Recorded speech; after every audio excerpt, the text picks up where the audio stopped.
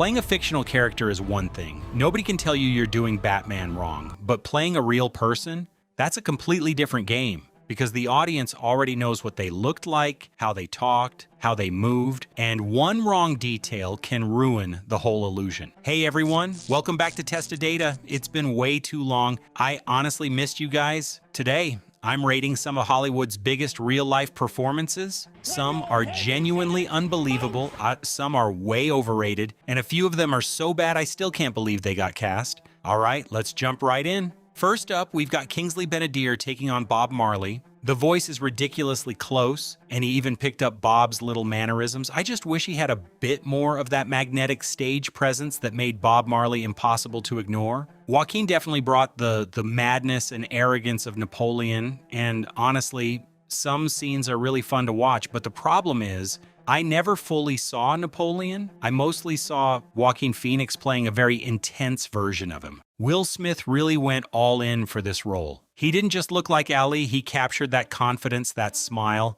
and the way Ali owned every room he walked into. The only thing missing was maybe that unstoppable energy the real Ali had. I actually liked that Ethan Hawke didn't try to make Tesla feel larger than life.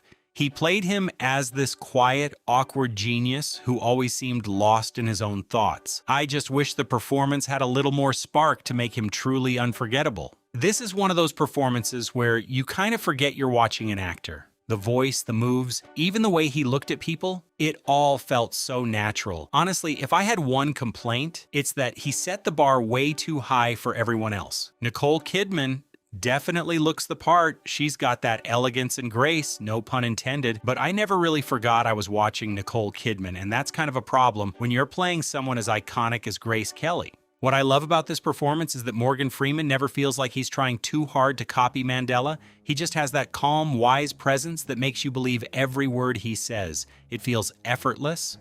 This doesn't even feel like acting to me. Daniel Day-Lewis disappears so completely into Lincoln that after a few minutes, you stop thinking about the actor altogether. That's about as good as it gets. The craziest part is how little Helen Mirren actually does. No big speeches, no over-the-top emotions, just tiny expressions and subtle reactions. Somehow, that's exactly what makes her feel so much like the Queen. What impressed me the most wasn't even the accent. It was the physical transformation. Every little movement felt so carefully thought out, and somehow it never came across like an impression. It just felt real. I swear, 5 minutes in and I completely forgot this was Gary Oldman. Between the voice, the makeup, and those little facial expressions, he just became Churchill. That's exactly what you want from a performance like this. I actually thought Ana de Armas was fantastic. She captured Marilyn's vulnerability way better than I expected. I just wish she had been in a movie that felt a little more fair to Marilyn herself. The voice could have easily felt fake, but Natalie Portman somehow pulled it off. After a while, you stop noticing the impression and just start believing you're watching Jackie. That's really hard to do. This is one of those cases where the resemblance is honestly kind of scary. Casper Philipson looks and sounds so much like JFK that you almost feel like you're watching old footage come to life. The funny thing about Steve Carell's performance is that he makes Bobby Riggs impossible to hate completely. He plays the ego, the jokes, and the showmanship perfectly, but you can still see the insecurity underneath it all. The hardest part about playing Charlie Chaplin is that everyone already knows the character, but Robert Downey Jr. didn't just copy the famous walk and the mustache, he showed the complicated person behind the smile. I like that. Ashton Kutcher nailed the look, the hair, even the walk, but Steve Jobs was never just a guy in a black turtleneck. The problem is this performance copies the image, not the mind behind it. I still can't believe this is Charlize Theron. The makeup helps, sure, but the scary part is how much she changed the way she talked, walked, and looked at people. She didn't just play Aileen, she completely disappeared into her. Rami Malek absolutely nailed Freddie's stage presence. The way he moved, the confidence, the energy, it really felt like watching a rock star. At first, you're like, wait, that's Cate Blanchett playing Bob Dylan? But somehow it works. She doesn't copy him, she just gets that weird, mysterious Dylan energy that makes him so hard to imitate. The funny thing is, Gary Oldman is only in this movie for a few minutes, but he completely steals the scene. He doesn't try to make Truman loud or dramatic. He just walks in and reminds everyone who's actually in charge. I think Renee Zellweger did something really hard here. She didn't just show the superstar Judy Garland, she showed the person struggling behind the spotlight. And honestly, that's what makes this performance hit so hard. They got the hair, they got the makeup, they got the tattoos. Basically, they got the Amy Winehouse starter pack. But the one thing they couldn't recreate was the actual Amy. This might be the most Jim Carrey thing ever. He played a guy who was famous for being impossible to predict and then decided to become impossible to predict himself. The result? Somehow it works. Adam Driver has the Ferrari costume, but not the Ferrari explosion. The real Enzo Ferrari was the kind of guy who would probably argue with a wall and somehow win. Here, he just looks like he's having a really bad Monday. Watching Yaya DaCosta, I kept waiting for that Whitney Houston moment, the one where she opens her mouth and the whole room changes, but it never really comes. She looks the part, but Whitney's voice was basically the entire show. What sold me here was the fact that Taron Egerton wasn't afraid to be his own version of Elton. Instead of chasing every little detail, he focused on the emotions behind the songs. Kristen Stewart got one thing about Diana really right. That feeling that she's surrounded by people but completely alone. The performance works because you feel the pressure she's under. I just don't know if we were watching Diana or Kristen Stewart's version of her. Some actors play a legend. Jamie Foxx somehow made you believe the legend was right there in front of you.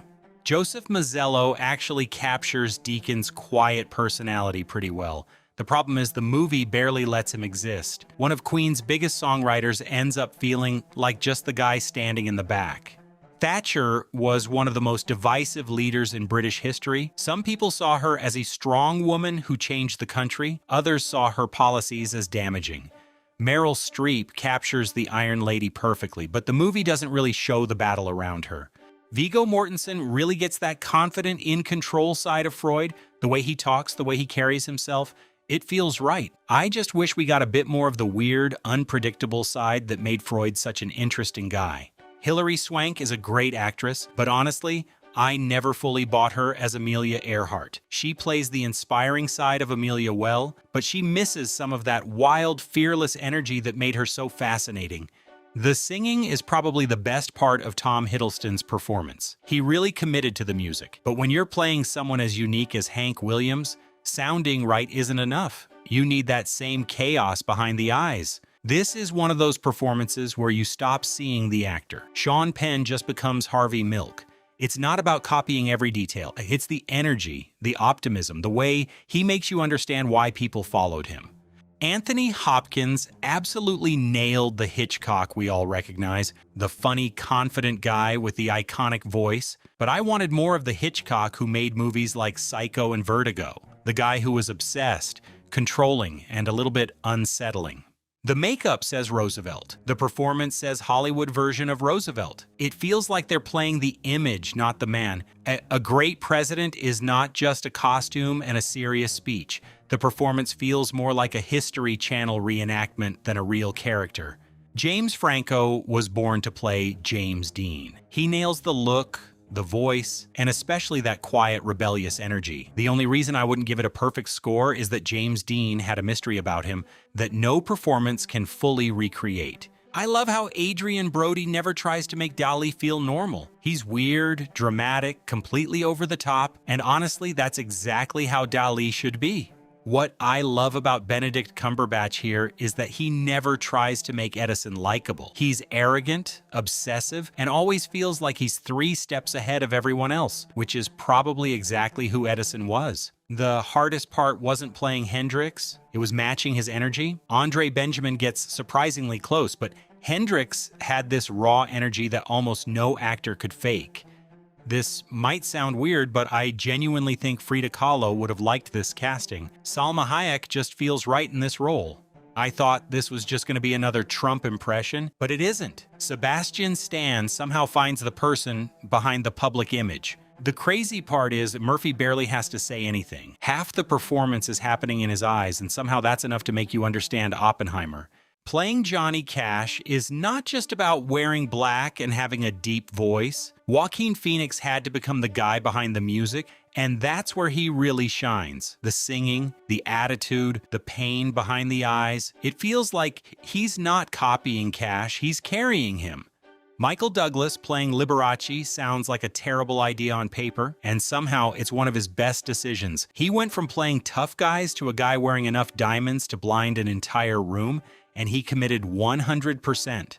I think the biggest challenge here was not doing too much. Fred Rogers was never a loud personality. Tom Hanks had to carry an entire performance through tiny looks and small gestures, and honestly, that's what makes it impressive. Casting Michael Jackson might be a nightmare because nobody can escape the comparison. Jafar Jackson doesn't just look the part, he understands the little details of how Michael moved and performed. The question is whether he can make us forget we're watching his own family member. Jason Scott Lee looks the part and the fight scenes are impressive, but Bruce Lee was more than just a guy who could kick really fast. I wanted more of the thinker, the perfectionist, the guy behind the famous moves. Benicio del Toro looks like Che came back from the dead, and the commitment is impressive, but the performance is almost too quiet. For someone who inspired millions and divided the world, I wanted a little more of that explosive personality. The voice is hard enough to recreate, but the real challenge was the presence. Jeffrey Wright gets close, but MLK had a kind of energy that could fill an entire room. Dafoe's biggest achievement here is making you forget the legend and see the person. He doesn't play Van Gogh as a genius who suffered. He plays a human being who was desperately trying to be understood. Kristen Stewart doesn't look exactly like Joan Jett, and trust me, that's not the problem. The problem is Joan was electric on stage, and sometimes the movie makes that energy feel a little too controlled. Jim Caviezel definitely gave everything to this role. The problem is, the movie spends so much time showing the suffering that sometimes Jesus feels more like a painting on a wall than a real person you can connect with. Jolie brings the glamour and the emotion, but Maria Callas was an impossible standard. You can recreate the dresses, the drama, even the attitude, but that voice was the reason people called her a legend. Dennis Quaid got the Reagan starter pack. Hair, smile, voice. Congratulations. Unfortunately, they forgot to include the actual performance. Emma Stone really committed to this role. The tennis? Not perfect. The look? Close enough, but she gets the thing that mattered most. Billie Jean's I'm not backing down attitude. That's what makes the performance work. This feels like someone made a checklist called How to Play a Genius. Look serious? Check. Stare into the distance? Check. Stand in a lab looking miserable? Check. But Marie Curie wasn't a Wikipedia page wearing a dress. She was stubborn, chaotic, and obsessed. That side is missing. Imagine playing someone who can literally watch your performance and tweet about it. That's the challenge Julianne Moore had, and somehow she got so close that the costume department almost deserves a supporting actor award. Christian Bale looked at Dick Cheney and said, "Yeah, I can become that guy." Then he gained weight, disappeared under makeup, and scared everyone. The problem? The transformation is so impressive that it almost becomes the main character. Okay, look, these are just my takes. Maybe I was way too harsh on a few of them, or maybe I wasn't harsh enough. Either way, that's all for tonight. Good night.